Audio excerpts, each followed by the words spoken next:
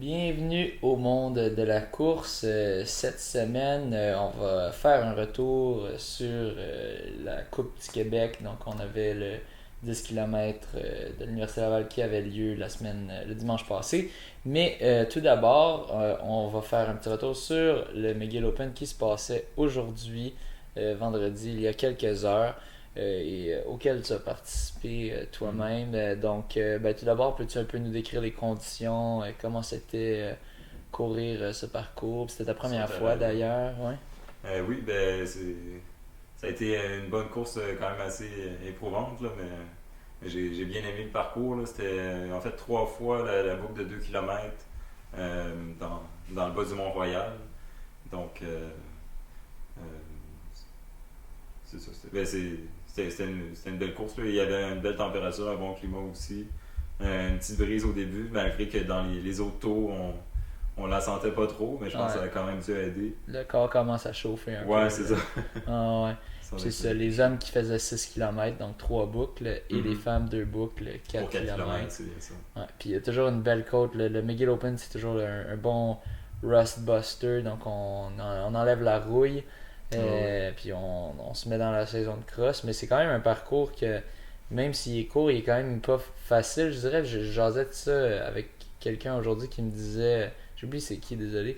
Mais cette personne à qui je jasais disait ce qui est tough, c'est que il y a jamais de repos sur ce parcours-là. Tu es toujours Oui. T'es toujours en train soit de descendre, soit de monter, soit Ouais, toujours des petits défis. c'est ça, t'es toujours en train, tu sais, y a pas de, il y a très peu de plats C'est sur ça. ce parcours-là. Même à un certain endroit, il y a comme un trou, là, donc il faut décider si soit on saute ou Ah oui, si on ouais, ouais. rentre dans le trou puis Ah ouais, on va de l'autre côté. Là. ouais, un peu après le départ, là, Ouais, puis c'est après ça ça. tu montes la Environ petite 400 côte, mètres après. puis après ça t'as comme un espèce de petit chemin de terre, puis là il faut que tu sautes, puis après ça Mhm. tu descends, puis là t'as un autre trou par lequel sauter, ou certaines le sautent pas, mais ouais, dans le passé, ben moi je sautais. C'est plus avantageux de Ouais, sauter. oui, tu perds moins de temps, Mais, moins de ouais. vitesse, un petit peu comme ça. Mais Là. c'est un peu plus épeurant, mettons. Ouais, Faut que tu aies faut que confiance, confirmes puis ton que tu coup. te plantes pas.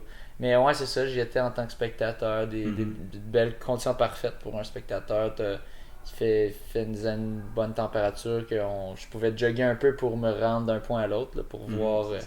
voir courir à différents endroits du parcours. C'est ça, c'est le fun. Une petite boucle de deux, tu as le temps, tu as l'occasion de revoir le monde bien souvent. Malheureusement, je suis arrivé un peu après le départ des filles, fait que j'ai juste vu surtout le finish. Ouais, ouais. Mais c'est ça qui arrive quand tu habites à côté d'une affaire, tu te prends Tu toujours penses la que dernière tu vas avoir le minute. temps, mais là, Ouais, c'est finalement, ça. tu fais ça C'est autrement. ça. J'essaie de passer une commande de Provigo, avoir un espérance, c'est trop un rabais. Bref, trêve de divergence. Dans le fond, moi, initialement, je voulais un peu faire mes prédictions pour le Mega Open. Mhm. Mais là, j'ai été un peu occupé avec ma nouvelle job d'enseignant. Là, je l'aurais peut-être fait hier soir, mais là, le monde n'aurait pas eu le temps de l'entendre. Fait qu'on s'est dit, à la place, on va faire les résultats. Mais j'ai jasé un peu avec toi, Nathanaël. Oui, c'est ça. Je t'ai dit c'était quoi mes prédictions. Et j'ai eu raison sur une des deux. Ouais, ouais. Donc, j'avais vu le nom de Pierre-Loup Biro. Puis là, j'ai dit, ah, lui, je pense qu'il a une bonne shot à le gagner. Et comme de Ça fait, va il l'a se gagné. d'arriver. Côté féminin, par contre, là, j'avais dit Catherine Beauchemin Mhm. de Laval, mais elle a fini troisième. Ouais. Donc, je vais aller sortir les Puis c'est résultats pour que Elisabeth. tout le monde voit. C'est ça, c'est C'est Elisabeth Liz, Hirsch, petite Liz en pour les position. intimes, qui a réussi à remporter ça. Donc, je vous sors ça pour ceux qui regardent. Donc, en première place, Liz Hirsch de McGill. Ensuite, on avait une belle bataille. On avait Chloé Florent Grégoire de McGill aussi qui se battait avec Muriel Aglo et Elodie de Cohen. Mhm. Et, euh, et au final, c'est Chloé qui a réussi à triompher En contre son deuxième ancienne place. Coéquipière, Muriel, qui était avec McGill aussi dans le passé. Mhm. Mais là, j'ai l'impression que peut-être qu'il y a beaucoup de monde ces temps-ci qui, à cause des études, puis tout ça, 1 million de projets qui peuvent plus, qui arrêtent de courir universitaire. Je sais pas si c'est son cas à elle, j'ai pas eu l'occasion de lui demander, mais de plus en plus, c'est la demande de la charge de travail des étudiants, pas facile de faire plusieurs choses en même temps. Ouais, oui, avoir une Quand bonne même. balance, des fois, c'est Ouais, c'est ça. Toi, c'est tu vas le complexe. voir, cette session là, Ouais, avec oui. là, ça va être ta Comment première déjà voir un saison. petit peu, Ouais, c'est ça. Puis là, tu commences à avoir des cours de plus avancés aussi. Mhm. Fait que, c'est ça, les cours plus avancés, tout ça, ça se met ensemble. Puis c'est ça, il y a beaucoup de monde qui, malheureusement, que ça devient trop difficile de tout faire. Fait que tant qu'à être pas bon Faut dans pas plusieurs trop te mettre de choses, poids sur les c'est ça. épaules non plus. Tu focuses sur une coupe d'affaires C'est pour ça. bien les faire. Puis c'est ça. Donc, Elodie Lecoine, ensuite Catherine Beauchemin, quelques secondes après. Et Sandrine Veillette de l'Université McGill qui a fini le top 5 universitaire en 14,53. Maintenant, si on regarde au niveau des équipes, on avait l'UQTR qui a fini 3e avec 96 points. Étrangement, le Rougeur de Laval qui finit 4e, c'est quand même atypique. D'habitude, les filles du Rougeur sont fortes.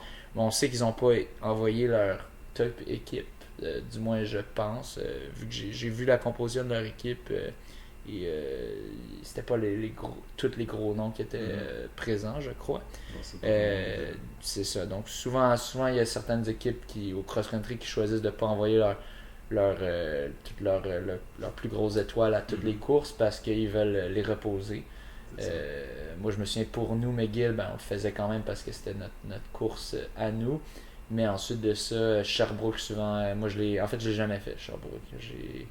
La course à Sherbrooke, à chaque fois, les premières années, je voulais vraiment la faire parce que je voulais tout le temps compétitionner tous les week-ends. Mais plus ça avance, plus tu es habitué de faire des courses, plus tu es je vais faire un bon workout. Ouais, c'est ça. On choisit nos courses pour pouvoir faire les entraînements. Donc, ce Laval, dans le passé, historiquement, souvent, ils n'envoyaient pas leur top coureurs. Ils envoyaient une coupe de bons coureurs, mais de leurs meilleurs d'habitude, souvent, ils les gardaient pour d'autres courses. Donc, pas trop surpris de ça en même temps, mais je pensais qu'elle le remporterait. Donc, franchement, les filles de McGill qui sont encore fortes cette année. Oh oui. Ensuite, chapeau. Ouais, chapeau aux filles, c'est ça. Ouais. Un petit shout-out aux filles de McGill. Les Patriotes qui ont terminé 3e avec 96. Les Carabins 2e, 68. Donc, Carabins qui pourraient venir jouer les troubles fêtes. Maintenant, cette année, ils ont quand même plusieurs coureuses assez fortes. Lauriane Lépine qui était 6e universitaire, 7e au total, que j'ai pas nommé, mais qui est très forte. Donc, cette année, ça va être intéressant de voir le classement. Les Carabins pourraient être de la donne. Ouais. Et enfin, McGill, grosse domination à la maison, 23. Ils ont eu les coureuses 1, 2, 5, 7, 8. Donc, ils étaient bien présentes et là pour gagner à la maison. Ensuite, du côté des hommes, on a eu en première position Pierre-Loup Biro qui comptait pas universitaire, même s'il court pour l'ETS. Je pense qu'il compte pas universitaire parce que ça dit qu'il n'y avait pas de score. Ou peut-être c'est parce que l'ETS n'a pas assez de coureurs en fait. Ouais, je pense que c'est pour ça dans le fond. Donc, il est un des seuls, peut-être qu'il y en avait d'autres de l'ETS, mais en tout cas, il faut, dans le fond, cross-country, pour ceux qui ne connaissent pas comment ça fonctionne, c'est le top 5 qui compte. Donc, tu comptes les positions, puis tu vas faire le plus petit score possible. Donc, plus ils finissent dans les positions, des positions en premier, donc mettons 1, 2, 3, ben là, ça voudrait dire un score de 6, 3 plus 2 plus 1. Donc, tu rajoutes. En fait, il faut en avoir 5. Donc, fait que si tu as moins de 5 coureurs, ben tu peux pas compter. Puis ensuite, tu as les displacers, donc les coureurs 6 et 7, que eux, ils vont pas s'ajouter au score, mais ils comptent comme des personnes quand même dans la course. Donc, s'ils finissent devant un autre du top 5 de notre équipe, ben là, ils peuvent leur rajouter une position, donc rajouter un point, ce qui est pas une bonne chose pour l'autre équipe, mais ce qui est avantageux pour son équipe. Donc, puis à suite de ça, coureur 8, 9, 10 ne compte simplement pas dans le score. Donc, c'est pour ça que ça peut être. D'habitude, c'est pas super important quand les équipes c'est assez serré, mais tu peux avoir des cas où tu as une équipe qui a un ou deux très bons coureurs, mais qu'ensuite de ça, le reste sont un peu moins bons. Puis versus une autre équipe qu'ils n'ont pas les top 2, mais ils ont un bon pack de coureurs qui sont bien ensemble. Leur top 5 est moins fort, mais ils sont très collés dans les temps. que là, les displacers pourraient être importants si le top 7, les coureurs 6 et 7, finissent devant les coureurs 4, 5, 6 de la bonne équipe, 4, 5 de l'équipe qui est meilleure. Donc, bref, après cette petite leçon de comment scorer le cross-country, on a Thomas Windish qui a fini premier universitaire et qui a failli, c'était vraiment une bonne bataille à la fin, j'ai capturé ça sur ma caméra. Il courait, il essayait de rattraper Pierre-Loup, mais Pierre-Loup a dit non, il a poussé lui aussi, il s'est pas laissé faire, puis il a réussi à tenir ça. Combien de temps différent ils ont le même temps, 19-14 tous les deux. Fait que techniquement Pierre-Loup était devant, mais c'est ça, le même temps enregistré. Donc une bonne bataille. André Ali Lamarche des GGs d'Ottawa qui a fini 3e. Christopher Busset du Rouge et Or, donc une recrue. En fait, c'est pas une recrue, c'est sa 2e année, mais franchement, c'est un très bon temps qui rentre là, 19-46, c'est une 4e position. Jules Burnotte qui courait avant avec le Sherbrooke et là, qui n'a pas d'équipe apparemment, qui courait individuel. Et enfin Henry Wallenstein, la recrue de McGill, qui finalement montre ses couleurs avec une belle 5e position universitaire. Et ensuite on avait Antoine Mainfré qui avait été annoncé comme la recrue de l'Université Laval. Donc ils avaient dit ça va être intéressant de voir ce qu'il va faire. Donc quand même pas mauvais pour une recrue de finir 7e, 6e universitaire, 8e au total dans cette course. Et aussi c'était assez intéressant, c'était tout un sprint finish avec lui, David Girardin du Rougeur aussi et Kevin Robertson, qui ont tous les trois fini en 20-02. Donc je me souviens, moi j'aime ça, je filme ça, là, je filme les finishes, puis là je fais comme des petits bruits comme oh, puis là j'ai l'impression, je sais pas si ça les influence beaucoup, mais tu vois, j'aime ça quand je vois ceux qui veulent vraiment essayer d'aller chercher la position de plus. Fait que je vais essayer de voir si je peux pas faire un petit montage juste des vidéos où est-ce que vous allez entendre des puis pour peu importe la position, c'est toujours le fun de voir le monde qui se bat jusqu'à la fin puis qui essaye d'arracher une position. Donc et finalement pour les équipes côté masculin, on va regarder ça. Donc pour les hommes, c'est le Sherbrooke Varéor avec 72 points qui termine en 3e. Ensuite, les GGs d'Ottawa 52 2e et un seul point de différence. Le Laval Rouge et Or 51 points qui arrache la première position. Puis ils n'ont pas envoyé leur full squad Laval, loin de là. Donc il n'y avait pas un nom que je reconnaissais quand j'avais vu la liste, du moins quand il avait annoncé Antoine Mainfré. Ça, j'avais aucune idée. J'ai pas trop regardé en détail, mais c'est ça, je voyais qu'ils n'avaient pas envoyé Félix Lapointe Pilote, leur top guys. Fait que franchement, ça risque d'être encore une fois une domination, j'ai l'impression, du Rouge et Or. Mais quand même, il y avait juste un point de différence à cette santé, mais c'était entre les GGs. Donc on se disait ça, Sherbrooke qui était quand même assez loin. Peut-être qu'eux aussi n'ont pas envoyé leur top squad, mais c'est à voir. Ça sera à voir dans les prochaines courses. La première course ne veut pas dire grand-chose. La première course, par exemple, j'avais jasé avec John LaFranco, le coach de Concordia, et mon coach. Puis il disait qu'il avait donné comme tâche à ses athlètes de juste courir ça de tempo. Puis à la fin, peut-être le dernier kilo, là, tu pouvais pousser, mais c'est ça, il leur avait dit de ne pas se pousser. Donc on peut pas trop savoir si la performance de chaque athlète valait vraiment ça. On est certain qu'on sait qu'ils ont tout donné. Sûrement dans les premières positions, ils ont quand même poussé. Mais après ça, ça veut pas nécessairement dire le résultat qui est obtenu là. Donc, mais ça donne quand même une bonne idée un peu des compositions. On aura une meilleure idée selon moi, pas à Sherbrooke, parce qu'encore une fois, c'est pas toutes les équipes qui envoient leur top coureurs, mais au Interlock qui aura lieu, je pense, à Montréal, à Maisonneuve, je pense. Ouais, c'est ça. Donc là, on aura le Open de l'UQAM. Ok, donc c'est le Open de Est-ce que l'UQAM. c'est ça? Je sais pas. On vérifiera, on rectifiera aux prochaines nouvelles. Mais je sais que c'est la Interlock, donc que ça c'est. T'as toutes les équipes aussi de l'Est. Non, de l'Ouest. Ouais. Non, de l'Est, c'est ça. De l'Est du Canada sont aussi invités. Donc c'est pas juste ceux du RSEQ, c'est pas juste ceux du Québec. On a aussi ceux de Newfoundland, ceux des Maritimes, c'est ça, dans le fond, qui vont être là. Donc là, je pense vraiment qu'on va voir vraiment de quoi les vraies équipes, les vrais top coureurs de chaque équipe. Donc pour avoir une vraie idée, ça devrait ressembler à quoi les provinciaux. C'est ça. Ensuite, retour sur J'ai juste voulu. Oui, rajoute de quoi. Oui. Ça, j'aimais ça comme première course de cross-country au niveau universitaire. Ouais. Ça faisait quand même 3 ans que j'avais pas fait de course. J'avais fait les cross-country au niveau collégial au cégep. Ouais.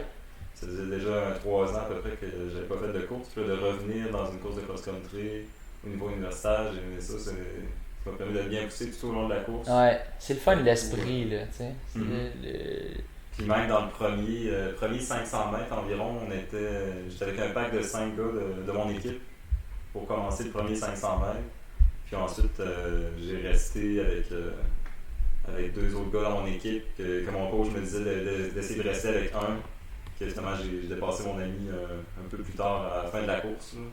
Mais ça, c'était une belle course parce qu'on était plusieurs à être prêts, chacun mais c'est ça. Dans la même équipe. C'est souvent le fun, c'est ça. Le cross, ce qui est le fun, c'est les gros mass start. Donc, t'as plein de monde au départ. Puis, tu trouves toujours du monde à qui courir. Puis, avec qui pousser. T'sais, course sur route, des fois, ça peut arriver souvent que. Souvent, tu te retrouves tout seul par moment. Mais le cross-country, c'est quand même. Le monde, c'est ça. Il y a souvent, quelqu'un à côté. C'est ça. Puis, tu pousses. Tu as envie de finir devant l'autre. Puis, t'as l'esprit d'équipe qui est là, qui te force vraiment à te pousser plus. C'est quand même. C'est sûr que moi, j'aime moins la surface, le terrain du cross-country. Je préfère la route. Mais l'esprit d'équipe, l'esprit.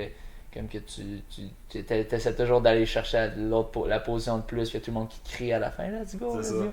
Même pendant toute la course, il y a des spectateurs un peu partout. C'est ça, en plus que là c'est à McGill, donc ouais. Là, quand tu vas faire ça à Sherbrooke, là, ça se peut que le monde t'a eu. Il y a personne qui eut personne, je crois.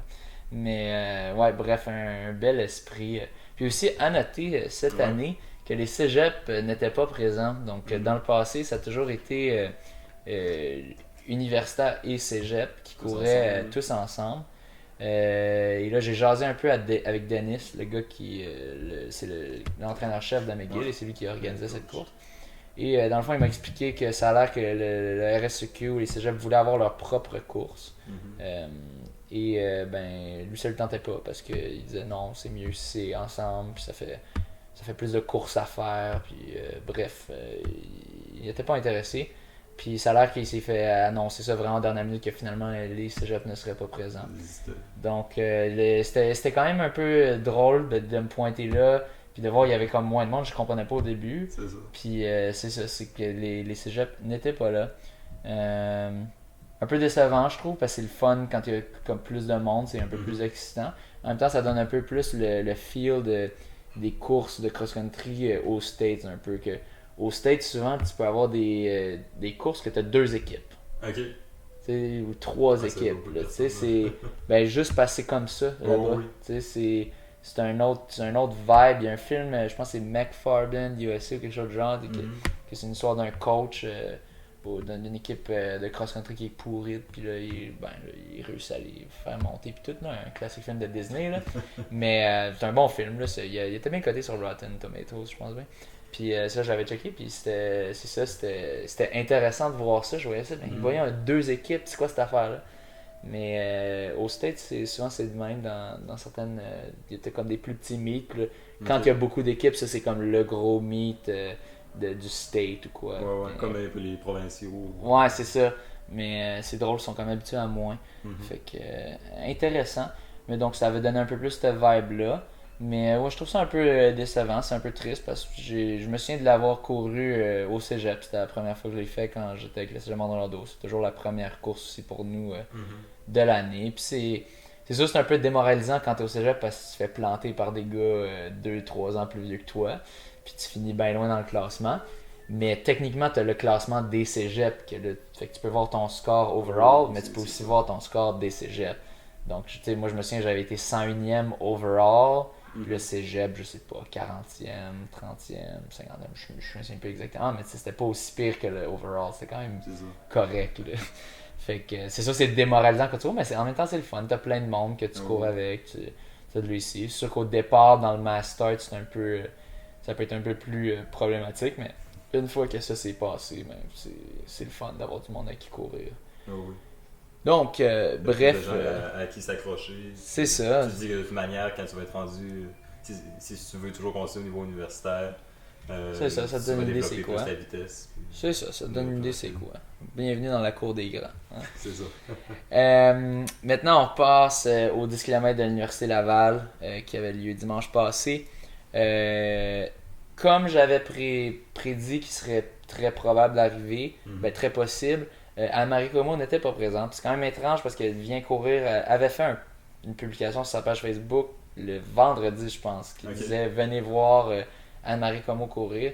Donc, sûrement, moi, ce que je pense qui est arrivé, c'est que elle savait pas jusqu'à la dernière minute si elle le ferait ou pas, en fonction de sa blessure, puis qu'elle l'a annoncé le soir d'avant, un peu comme si c'était le cas au demi-marathon du Mont-Tremblant. Parce que je vois pas quoi d'autre qui pourrait l'empêcher de courir, parce que sinon c'est cracher sur 1000$.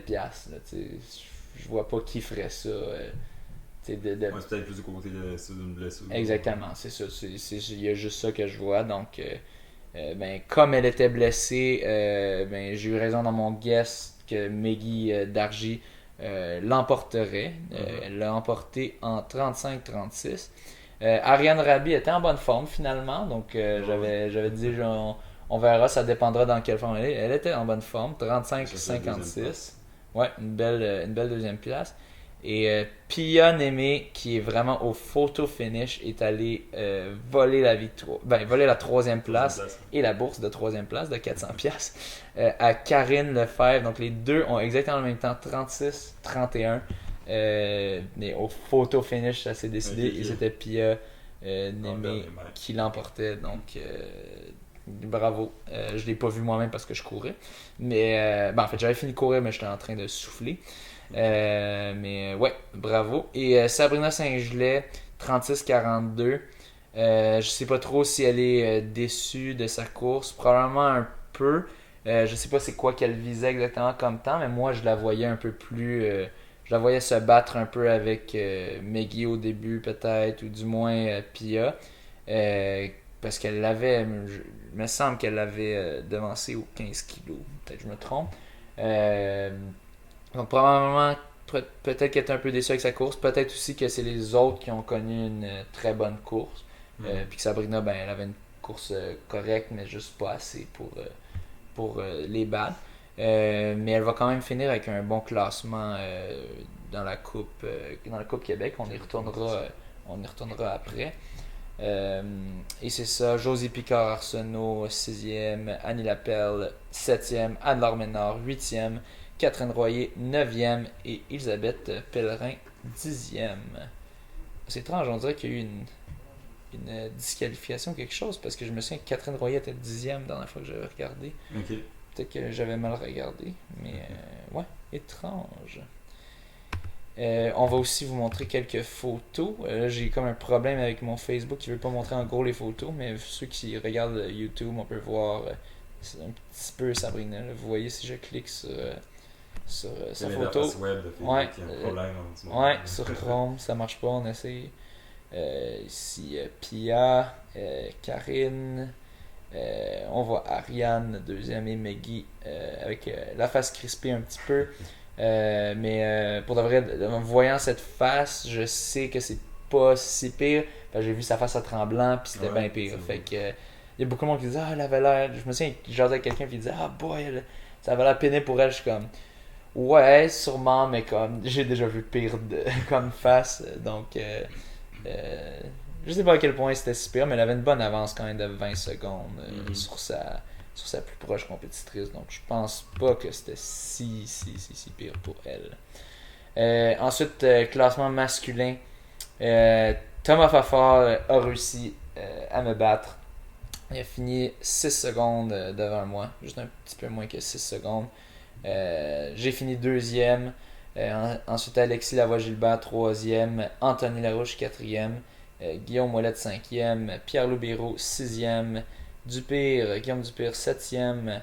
Kevin Bédard, huitième. Jean-Pierre Morin, neuvième. Maxime Gonneville, dixième. Benjamin Raymond, onzième. Maxime Lopez, douzième. Shout-out à Patrick Lehoux-Gagnon qui ne faisait pas... il était peut-être inscrit aux élites, mais il n'était pas dans l'annonce des élites, me semble. Non, c'est ça, parce que son numéro de bib est 503, donc il faisait même pas partie de l'élite, puis il a réussi à se mettre parmi eux. Il a fini 13e en 32-38, mais ensuite on a François Landry aussi qui s'est immiscé là-dedans. Il n'a pas un numéro de bib de sort d'élite, 32-45. Et ensuite Aaron Manning, 33-11, donc qui était notre dernier élite avec le numéro 2. Puis petit shout-out à Kurt Ebling d'AVM qui a fini 17ème donc de mon équipe. Je vais donner un t'inquiète, sinon c'est chien pour Johan Alexander Salazar. Donc bravo à toi aussi avec ta 16e position. Bref, petit récit de course j'étais assez bien placé pour savoir qu'est-ce qui se passait vu que j'étais dans cette course en tête de course. Ma stratégie de course était de partir vite pour essayer de semer Thomas Fafard parce que je savais que lui, dans le dernier 1500 mètres, c'est à peu près ça qu'il me bat. Son temps au 1500 mètres, c'est 3 minutes 42, je pense. Moi, c'est 3,53 puis ça date il y a un bon bout. En ce moment, je pense pas que je ferais 3,53. Je pense plus, si je fais en bas de 4, je serais content. Donc, sur 1500 mètres, il devrait me dominer. Donc, ma stratégie, c'était d'essayer de le fatiguer pour pas qu'il y ait cette énergie-là, de donner un coup à la fin. Essayer de le semer avant là. Ben, hein? Est-ce que ta stratégie, c'était surtout d'essayer de le semer dans le premier 5 km? Pas nécessairement, mais c'était juste d'assurer un bon rythme, d'assurer que ça va un bon rythme. Moi, ma stratégie, c'était juste pousse, pousse, pousse, pousse, pousse, pousse, pousse. Puis essaie d'être juste à ta course de vitesse de 10 km que tu fais le temps le plus rapide possible en espérant que ça va assez le fatiguer. Puis on était vraiment un bon groupe, je te dirais, à 5. J'étais assez surpris qu'on soit aussi nombreux.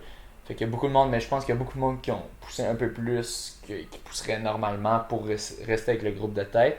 Puis après, au 6e, 7e kilomètre, là, c'est là que le monde a vraiment commencé à lâcher. Je me souviens, j'ai jasé avec Guillaume Ouellette, qui lui a fini 5e, puis qui disait, dans le fond, c'est ça, lui, on a passé à, je pense, 15-10, 15-15 pour le premier 5 kilos, ce qui est quand même rapide.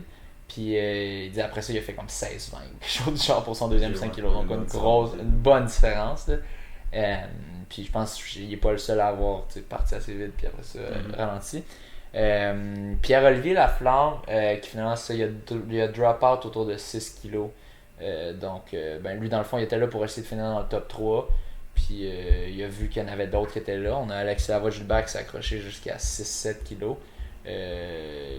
Tony Larouche, je me souviens plus exactement quand est-ce qu'il a lâché, mais quand est-ce qu'il a lâché le pack en avant. Mais c'était pas... c'était quand même à passer 6 kilos, je pense. Donc, je pense qu'il se sentait pas bien, puis il sentait qu'il pourrait pas finir là. Donc, le DNF, puis dans le fond, c'était 2 loops de 5 kilos environ. Donc, dans le fond, il voulait pas finir trop loin du finish, dans le fond. C'est ça, donc à 5 km, on était un bon, quand même encore un bon pack. J'étais assez surpris. Puis j'étais un peu énervé, je comprenais pas trop, mais je me suis dit, ok, on va continuer, on va essayer de les semer. Puis c'est ça, autour de 7 kilos, là, vraiment. Ça a commencé, là, je me souviens, il y a Alexis Lavoie-Gilbert qui a passé devant par un petit bout quand il y avait un vent de face. Moi, je me suis juste rangé derrière lui, je suis parfait. Je pense que c'est ça. Je pense que là, c'était comme un peu son effort final. Puis après ça, après ça, j'ai comme donné un coup quand il n'y avait plus trop de vent ou un vent moins fort. Puis là, je pense qu'il s'est pas accroché là. Puis c'était juste moi puis Fafard. Mais ça, je suis quand même surpris. Il y a eu une bien meilleure course qu'au 15 km. Que là, il avait fini, je pense, quasiment 1 minute ou 30 secondes derrière les deuxièmes et troisièmes. Okay. Donc, ça m'avait comme un peu surpris cette fois-là. Je me disais peut-être qu'il était blessé ou de quoi. Fait que là, mais là, cette fois-ci, il nous a positivement surpris. Il nous a montré qu'il était là. C'est ça. Donc, 2500 mètres à faire. Fafard a donné une accélération. Vraiment, c'était vraiment surprenant. Il est juste parti super vite. Okay. D'un coup, j'ai fait qu'est-ce qui se passe là? Moi aussi, j'ai accéléré comme un fou pour le rattraper. Puis ça m'a donné tout un coup dans les jambes. Mais là, il a ralenti. Je pense qu'il a réalisé qu'il était encore un peu trop tôt pour partir. En fait, il me l'a confié après la course que c'est ça. Il a juste essayé. Il avait peut-être espéré que là, je resterais pas. Puis là, il a vu que je restais. Puis il y avait un vent de face. Fait qu'il a fait OK, non. Puis, fait que là, après ça, moi, je voulais essayer de me séparer de lui à 3000, 2000 mètres à faire. Le problème, c'est qu'on avait le vent de face. Il y avait un bon gros vent de face. C'est pour ça que, dans le fond, certains spéculaient qu'il y aurait peut-être un sub 30, mais il ventait trop cette journée-là. Je l'ai pas trop senti dans la course, mais il y a beaucoup de monde qui m'ont dit qu'ils l'ont senti. Puis en y pensant après, c'est vrai qu'avec un bon vent, c'est juste avec l'adrénaline, on n'y pensait pas trop, mais je le sentais quand même. Et c'est ça, fait que je pouvais pas me séparer. Si j'accélérais, lui, il serait juste rangé derrière moi. Ça serait juste moi qui. C'est ça, je ferais juste tout le travail, je me fatiguerais, puis lui, il relaxerait derrière moi. Donc, tous les deux, on était en mode on va pas trop vite, on se fatigue pas trop, plus qu'il faut dans le vent, puis ça va se jouer dans le dernier, quand quelqu'un va faire un move. Puis c'est ça, là, 1500, là, il a fait son vrai move. Il est parti, j'ai essayé de m'accrocher, mais moi, si j'avais voulu m'accrocher, il aurait fallu que je fasse ma vitesse de sprint quasiment. Okay. Donc, je pouvais pas. J'espérais que lui, c'était son bet, c'était que j'allais comme juste lui laisser un espace, mais que lui était en train de se tuer. C'était ça mon bet que je faisais, parce que c'était ma seule chance dans le fond. Puis c'était à moitié le cas. Il y avait quand même assez d'énergie encore. Il était quand même assez frais à 1500 mètres à faire, mais on a jasé après la course, puis il m'a dit que à 5 kg, il était bien relax. Il m'a dit qu'il s'était tapé en entraînement un 15,06, un 5 kg, un 15,06. Ouais, c'est ça, environ une semaine plus tôt. Fait que, il était en shape. Il n'y avait pas grand chose à faire. J'ai essayé de m'accrocher autant que possible. Je me souviens, juste avant de rentrer dans le stade, on monte une côte, puis là, je l'ai senti tout de suite après. J'ai fait ouf, je sentais mes jambes comme du ciment. Puis il m'a dit qu'il l'a senti lui aussi. Donc si j'avais poussé un peu plus, mais en même temps, les jambes étaient vides. Il a fini 16 secondes derrière moi, puis j'ai quand même poussé assez fort jusqu'à la fin. Donc je pense qu'il n'y avait rien à faire. Oui, c'est ça. Je suis quand même content, mais c'est ça. C'est quand même toute une déception parce que je voulais essayer de remporter les 4 pour faire le grand chelem. Malheureusement, c'était impossible. Je suis déçu, mais en même temps, je suis pas fâché de comment j'ai couru parce que j'ai vraiment réalisé mon plan comme je voulais le faire. Puis il y avait juste rien à faire. C'est ça, t'as tout donné à la dernière course. C'est ça, j'ai tout donné à cette course-là. Puis des fois ça donne pas ce qu'on veut. Puis il faut relativiser les choses. Je suis quand même très chanceux. Souvent le truc que je me dis, tu sais, il y a certaines personnes qui disent que tu devrais pas te comparer. Mais en même temps, je trouve que c'est bon des fois de se comparer. Tu sais, on dit que quand on se compare, on se console. Puis pas juste de dire je suis devant Dortmund plus lent. De se dire juste je suis pas blessé, je suis capable de courir. Je fais quand même des bons temps pour moi. Tu sais, ça n'a pas besoin d'être un bon temps. Ça n'a pas besoin d'être je suis plus rapide que telle personne. Juste, c'est ça, je fais un bon temps pour moi-même. Je suis content de mon temps en général. L'autre était plus rapide que moi, mais tu sais, comme les Rolling Stones disent, you can't always get what you want. Puis c'est la vie, faut pas trop se morfondre. C'est sûr, je suis pas super content, j'aurais voulu l'avoir, mais en même temps, faut regarder les choses, faut se mettre en perspective. T'sais. Overall, tu sais, je peux pas être trop déçu de ça. Un PB quand même, donc Donc quand même, des petites photos d'après-course. Tout d'abord, on va regarder chaque personne. On a Guillaume Ouellette ici, Alexis Lavoie-Gilbert, Thomas Fafard qui tire la langue un peu, et moi qui est un peu déçu, un peu... Et enfin, celle-là, je voulais la mettre en gros, fait que j'ai réussi en allant sur son profil et en cliquant sur la photo. Ça reste, c'est juste les photos d'une page Facebook qui marche pas bien, qu'on peut pas voir en gros.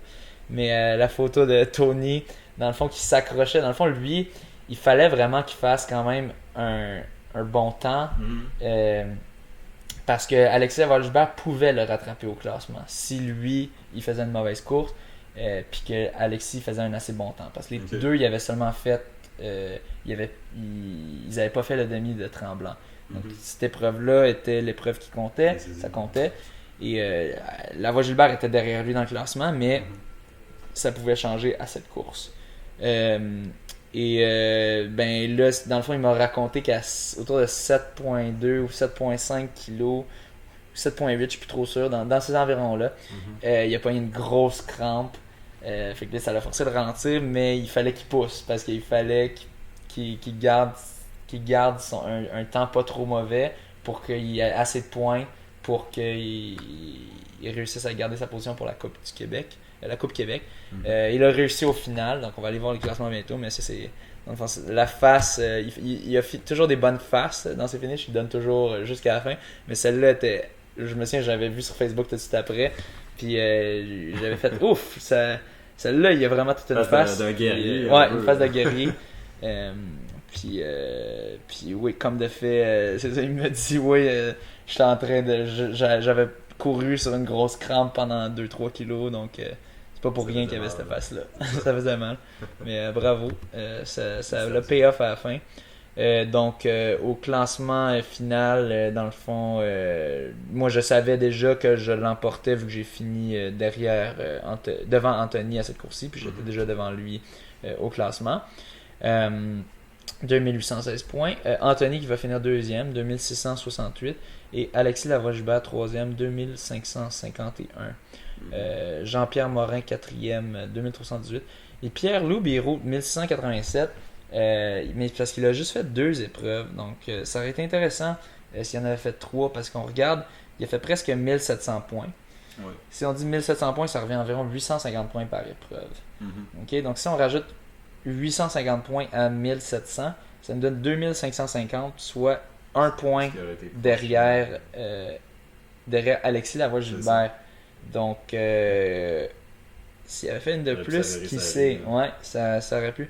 Mais bon, peut-être qu'il savait pas trop. Peut-être que, dans le fond, peut-être qu'il court plus les 5 puis les 10, puis le 15, c'est un peu trop. Peut-être que ça allait pas dans son horaire. On sait pas trop. Mais dans le fond, ça aurait été intéressant de voir. Mais bon, peut-être l'année prochaine. Si on regarde par catégorie d'âge, j'ai gagné pour les 20-29 ans, 30-39 ans, Julian Ortiz, qui était le seul personne de 30-39 ans à avoir fait 2 courses. Donc, par défaut, tu l'as. Donc, bravo. Et on a Maurice Bélanger qui a fait les étapes 2 et 3, qui pour les 40-49 ans. 50-59 ans, Michel Cusson. Là, on a plus de participants. C'est quand même drôle, dans les catégories d'âge plus vieux, on a plus de monde qui ont fait la Coupe Québec. Si on regarde autre que les 20-29 ans qui étaient les élites, disons, mais outre ça, c'est quand même intéressant de voir ça, que dans les plus âgés, on avait plus de participation. 982 points pour Michel Cusson, Stéphane Gagné, deuxième en 490, et Jean Robitaille, troisième en 116. Et finalement, pour les 60-69 ans, Danny Galarno, 1148, lui qui a fait 3 étapes. Et oui, là on regarde 60-69 ans, là ils ont fait 3 étapes et non 2 comme les autres. Donc vraiment, il y avait une bonne bataille quand même pour ces catégories d'âge. Danny Galarno qui a fait un record du Québec aux 10 km de Merci-Laval, un record d'âge.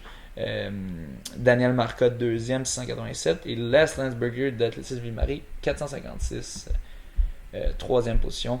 Chez les filles, pas de surprise. Meggy Dargy qui avait déjà une bonne longueur d'avance en ayant gagné les 2 premières épreuves, les 2 premières étapes. Donc elle remporte assez facilement avec 2960 points. Sabrina Saint-Gelais qui va quand même aller chercher la deuxième position. avec 2748 points. Et Annie Laperle, troisième position, 2604. Elle finit pas loin devant Bianca Prémont, 2583 points. Et c'est quand même un peu surprenant. J'aurais cru que Bianca finirait devant. Ce qui est arrivé, c'est que Bianca n'a pas fait le 10 km de l'Université Laval, qui était un parcours assez rapide quand même. Outre le vent, c'est quand même un parcours rapide. Donc d'avoir manqué cette épreuve, je pense que c'est ça qui lui a coûté la troisième position. Parce que si elle l'avait fait, bon, on peut pas le savoir, mais je pense que ça lui aurait donné un meilleur pointage que Annie Laperle. Mais bon, bravo Annie Laperle. 2604 points, quelques points devant, juste assez pour battre Bianca Prémont. Au 20-29 ans, Meggy l'emporte. 30 à 39 ans, Bianca Prémont qui l'emporte. Et suivi de Bien-Aimée et Catherine Royer, que j'ai reçu à mon podcast la semaine passée. 40-49 ans, Annie Laperle qui l'emporte. Donc c'est quand même intéressant. Une femme dans les 40-49 ans qui a fini troisième overall, quand même fort. Une master. Et 50-59 ans, Josée Aubin, qui est la seule à avoir fait trois épreuves pour sa catégorie d'âge. Donc France Dubois, qui a juste fait 2 épreuves et qui a eu 1073 points, donc seulement 200 points d'arrêt. Probablement que si elle en avait fait 3, elle l'aurait emporté. Mais probablement, parce que tu regardes, elle a fait en moyenne 500 points par épreuve versus l'autre plus près de 400 points. Mais peut-être qu'elle avait quelque chose qui l'empêchait.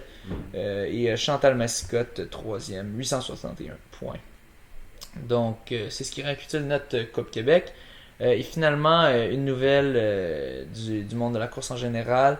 Chez les sprinters, Christian Coleman qui a trouvé ses avocats ont trouvé un loophole, une façon de bien s'en sortir. Dans le fond, ce qui est arrivé, c'est qu'il a manqué 3 tests, drug tests, hors compétition, des tests d'antidopage dans les derniers 12 mois.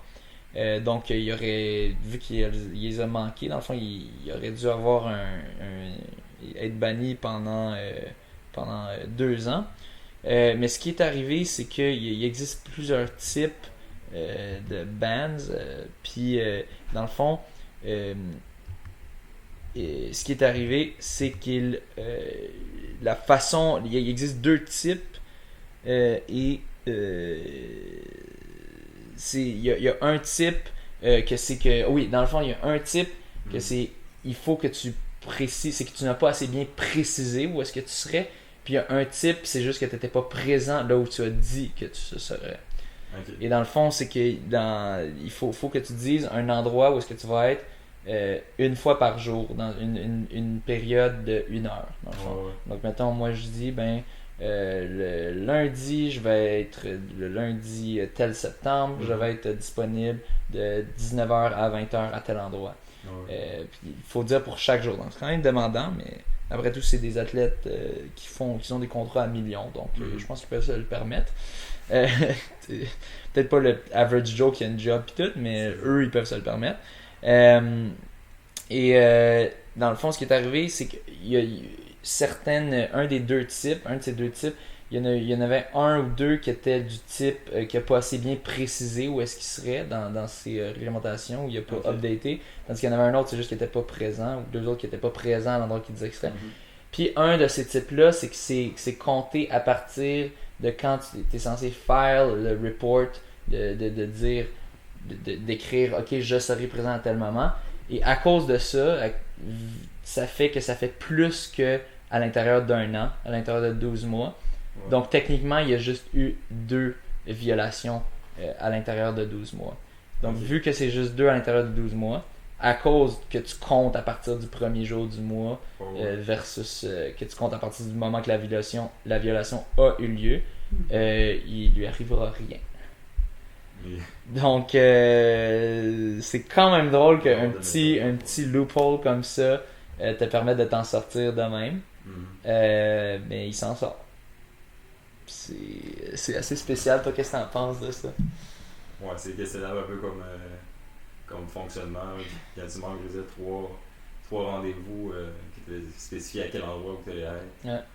Finalement, tu te présentes pas à 3 reprises. Mais il y en a un Ouais, cas, fais-le il y en a dans un ces cas que ouais, c'était ok. que un ou deux cas Ouais, c'est qu'il s'est ça. pas présenté, puis l'autre c'est que il avait juste pas été assez Ok, précis ou quelque chose dans son report. ouais. Mais je veux dire, c'est quand même trois Ouais. fois que ça arrive dans une période qui est d'environ 1 an.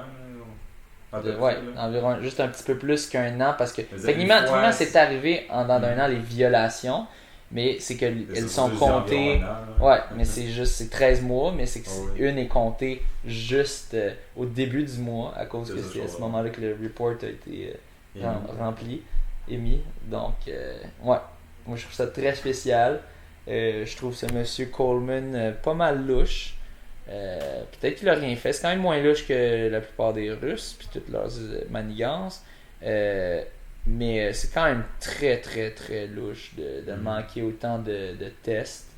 c'est quand même un test qui est quand même assez important dans le sport par Oui, rapport à l'intégrité. c'est très important.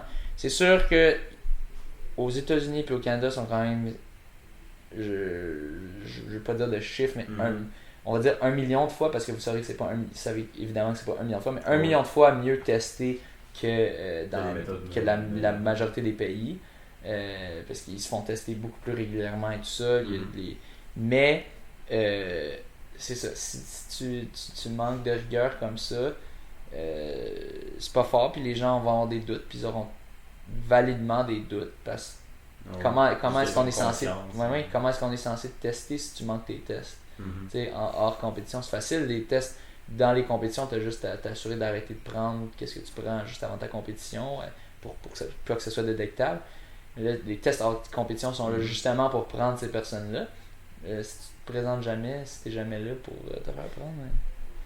Très louche. Bref, je suis un peu déçu de ça. Mais regarde, pas fort. Bref. Je compte faire le marathon de Montréal la fin de semaine prochaine. Mhm. Et je vais essayer de faire une petite capsule qui va dire mes trucs pour vous aider à vous préparer pour votre marathon. Si vous faites celui de Montréal ou un autre. Mais on entre dans la saison des marathons, la saison d'automne où est-ce que là, il commence à faire assez frais pour courir des marathons. Donc je vais essayer de vous préparer ça d'ici là pour que vous ayez tous les trucs nécessaires pour bien performer au maximum de vos performances pour le marathon.